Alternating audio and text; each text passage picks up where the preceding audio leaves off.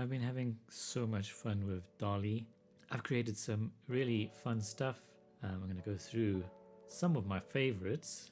Honestly, I've been amazed at some of the results we get. And then also there have been times where I sort of wondered why it's given me the results it's done and how I can better get it to do what I'm thinking of doing. But really what I have found is DALL-E can create some absolutely amazing art. It almost seems to have an imagination of its own, and sometimes you want to guide it to do something exactly what you want. While I've been doing this, I've discovered some little tips that worked for myself, and also just did some experimentations to sort of see what DALL-E's model of certain things was. I was trying to create some sci-fi art, and I was having sort of an issue. It wouldn't create spaceships the way I wanted to. So I did a little bit of an experiment. I basically just tried all sorts of different words for spaceships. So you got rocket. What do you imagine when you see a rocket? What do you imagine with the word spaceship? Spacecraft, space capsule, space plane, space station. So basically to DALL-E, these are all their own kind of thing. And you got to sort of think of it like a Venn diagram. Everyone knows that you got your one thing and the other thing and where they overlap sort of concept there. Basically, that's how the neural network is working. In neural networks, it's a thing called a latent space, and it's a little bit more complex than a Venn diagram because it's not just two-dimensional. You've got kind of millions of dimensions in a way. I'm not going to go into that too much, but basically I wanted to create a spaceship scene of a spaceship in the way I see it, you know, a realistic sort of hard sci-fi rocket. So what you got to do then is you sort of got to mess around. Okay, DALL-E sees a rocket as that, it sees a spaceship as that.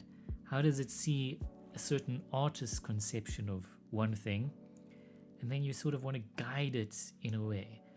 So I'm going to do like a little quick example that I found was pretty interesting. There's a cat. We know cats. Then there's a snail.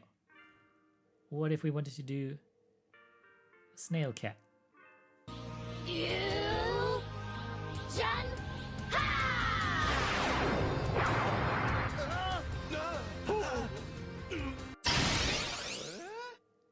You want to find that sort of overlap where you've got both of them. But just by putting those two words in, you'll see pretty much just getting cats. Maybe there was a little bit where there was, oh yeah, there's a cat and a snail in a photo, but that's not giving us a snail cat. So I tried snail cat hybrid, and no. Okay. So one of the things that DALL-E does amazingly, and I've kind of been blown away by some of the results with this, is when you just add digital art to the prompt, somehow it sort of unlocks imagination in a way. They must have trained it on lots and lots of digital art. This is like the magic of DALL-E that I don't quite understand.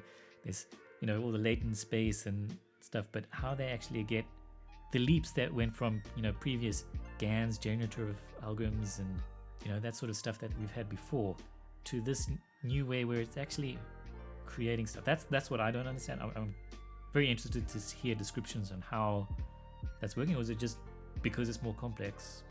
Anyway, yeah, snail cat, digital art, and wow, suddenly we got what we're looking for.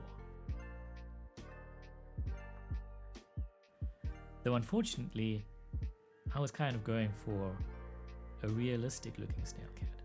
We've now got snail cat, digital art is now merging them together. So we can just guide DALL-E back and say, snail cat, digital art, but as a photo. And then it's like, oh right, yeah, I know how to do that now. Sort of.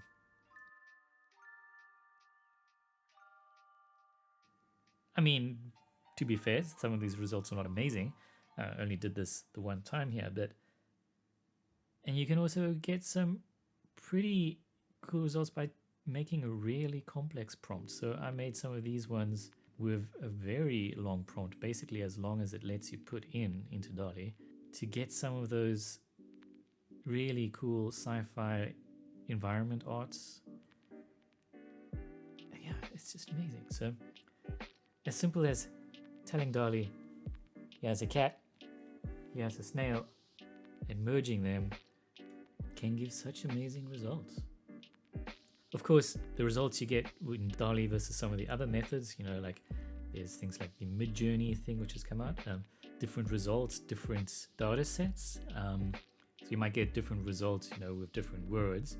But I kind of imagine that as these data sets get larger and more complete, maybe it'll become more consistent because there's more similar linking, or maybe it's going to be completely different based on the nets that they're using.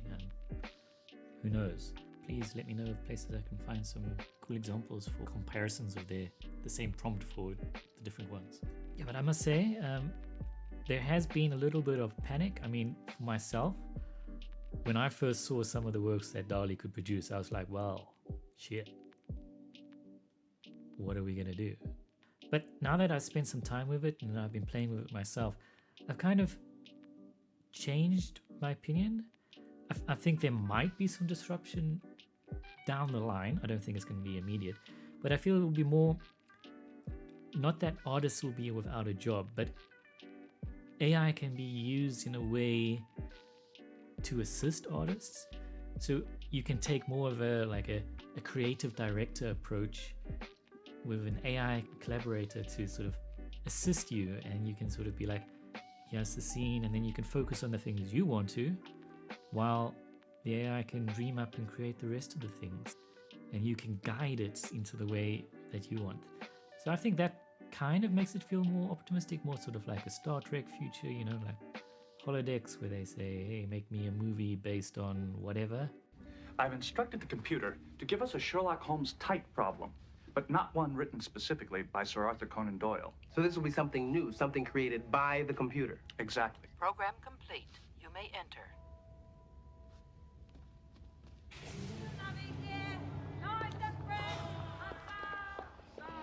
And that feels a little bit more optimistic. I'm keen to see where this goes. Like one of my favorite YouTube channels, 2 Minute Papers, 2 papers down the line, what is it going to be like? Are we going to be getting OpenAI or other companies creating music in the same way, creating full movies or animations? And it's kind of exciting.